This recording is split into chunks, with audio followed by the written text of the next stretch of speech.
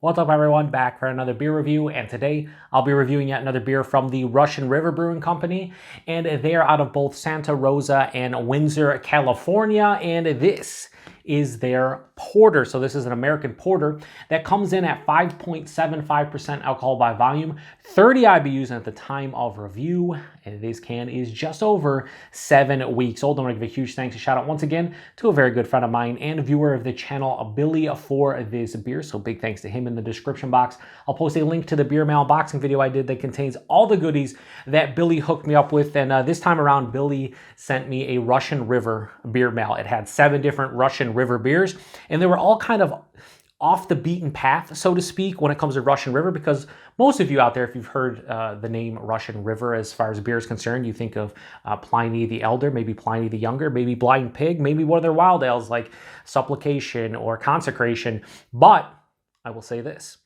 I am really excited to see some of these beers that A, I have never heard of before, and B, I've heard of them but never thought I'd get a chance to try them, and this is one of them. I didn't even know they did an American Porter, and I really dig American Porters. My favorite, probably if I had to pick one, is Great Lakes Edmund Fitzgerald Porter. Probably my favorite. Anchor Porter's up there, and there's some others as well. So I'm curious to see what Russian River does with a 5.75% American Porter. I'm here for it. So let's crack this one open and get it in the glass. This is the oldest can that Billy sent my way, and it's still pretty fresh. And I thought I would give it a review, and I really wanted to just see what they do with a darker beer like this. So we're gonna give it a pour. Definitely looks like a brown ale pouring out like a brown ale or like a Coca-Cola or something. In the glass is definitely gonna look, darker. But I'll tell you right now, it looks like some kind of brown ale pouring out. So throw it over here like this, and yeah. So that definitely looks like a porter. It's dark brown, I can tell. On camera it's gonna be pitch black, but hold it up to the light. Yeah, it's more of a dark brown. Has about a 2 finger of this tan colored head, super creamy looking. It's really not going anywhere. Yeah, that looks like an American Porter in the glass pouring out. Not so much, it's good nose. Yeah, so that's kind of what I expect out of this style, right? Has a little bit of a roasted kind of quality to it, but it just has deep, dark chocolate vibes. There's a little bit of coffee roast, caramel, toffee, maybe even a slight like nuttiness. And then it has this earthy kind of floral hop note. Oh, it just smells really well made, like it does. And here's the thing, I don't know what to really expect out of this one. I know Russian River brews fantastic beers in general, but as far as like a low ABV, just regular American Porter, I've had some from really good breweries that just don't hit the spot for me, or a little bit lacking to some of the ones that I really enjoy. This on the nose, I can tell you right now, is quality through and through. Yeah, I just love, it has almost like a Heath or Score bar, but without like the sweetness, because I'm getting like really dark chocolate. Like I just ate the last piece yesterday, but I had a 70% cacao bar in my, I actually put the chocolate in the fridge because I like it because it takes longer to melt, but I had a piece of it yesterday and I just kind of let it melt in my mouth, and there's a little bit of sweetness in a 70% cacao bar, or cocoa bar, but it has it still has that rich, deep chocolate, cocoa, cacao flavor with a little bit of sweetness. That's what I'm getting here. And the same thing with the caramel toffee vibes, more toffee than anything. So yeah, Heath Score bar, a little bit like I said, that a little roasted malt, maybe even like a touch of a vanilla. Yeah, it just smells like a well-made American Porter. Like I can get down with this one. Let's get into it. Cheers, everybody. Thanks again, Billy.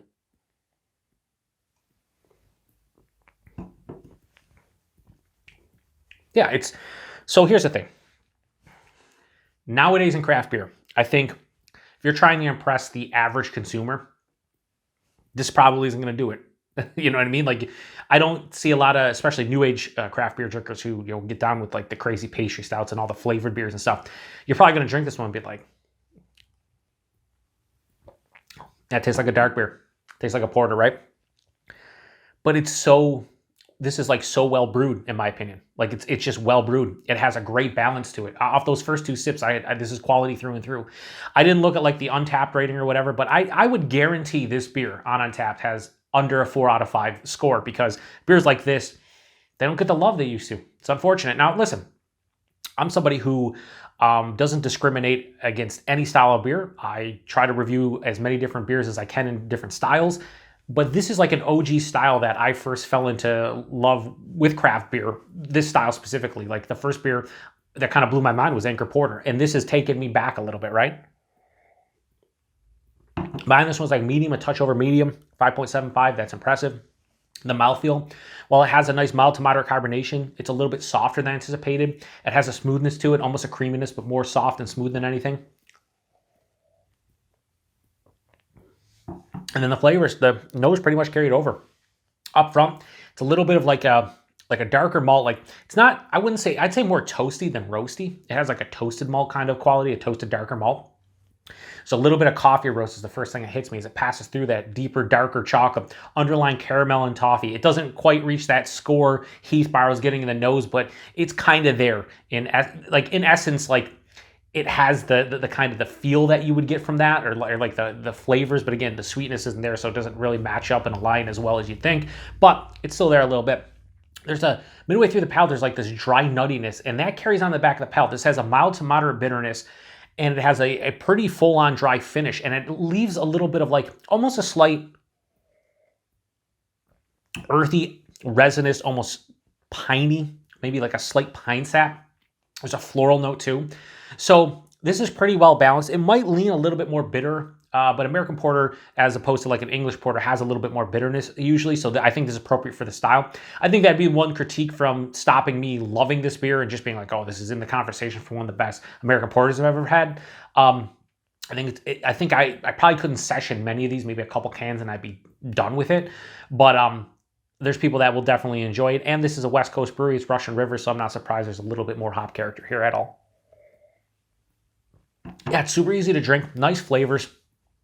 Not much more to say about this one. So I'm so happy that Billy was, through this. And I didn't know what he was sending me from Russian River. I didn't even know he was sending me Russian River. It's kind of like a surprise beer mail.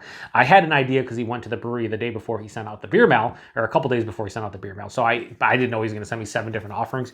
And it was so cool that he sent me, they're just straight up porter. So rating, I'm not going to go crazy high in this. But I think this is up there in terms of American porters that I've had probably over the past 5 or 6 years that kind of, again, it's nostalgic to some degree because it reminds me of, when I first started trying out different craft beers, back in, 2009, 10-ish, in the 11. I think I had Acre Porter in 2010 or 11. I think it was 2010, and I couldn't believe drinking that and going, oh my God, all these different flavors. And it kind of just brings me back. At the end of the day, this is a very well-made, well-constructed, well-brewed American Porter. There's not much more for me to say about this one, so pretty damn good. Not going to go crazy high on the score, but it's damn good. So stylistically, this is like a 4.7, 4.75, 4.8. Like they hit the nail on the head. Personal rating for me, I am going to give this one a straight, I'm going to go low 4.25. I'm going to go 4.2 out of 5. This is good. This is good. If I could get this locally, I might have a can or two in the fridge at all times. You don't know. Sometimes I pick up Edmund Fitzgerald just to have it because it's that good. Anchor Porter I don't see as much, but sometimes I pick that up as well. So many different beers, and usually when I review, that's the beer I'm drinking for the day. So I don't have a lot of time to just have drinking beers off camera, by myself. But when I do, porter is usually a good style for me.